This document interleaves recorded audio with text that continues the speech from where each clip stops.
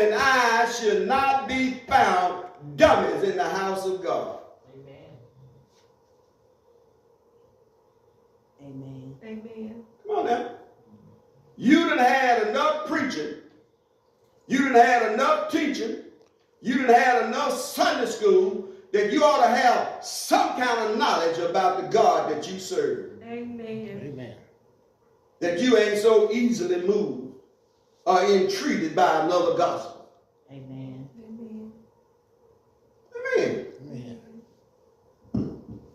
If you come behind in the gifts of God, guess what? It's not God's fault. It's your fault. Amen. Because you have not applied yourself to God's presence. Because whether you know it or not, you got to come into the presence of God to get your assignment. And if you're reluctant to go into the presence of God, guess what? Samuel had to go into the presence of God. And God had to get Samuel full attention to what he wanted him to do.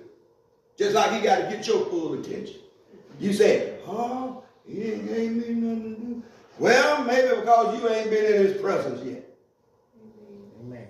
Maybe because you haven't been diligently seeking him. And you don't go in there talking about, God, what's my gift? What? No, you go in there worshiping God. Yes. Amen. You don't go in there looking for something. You go in there worshiping God.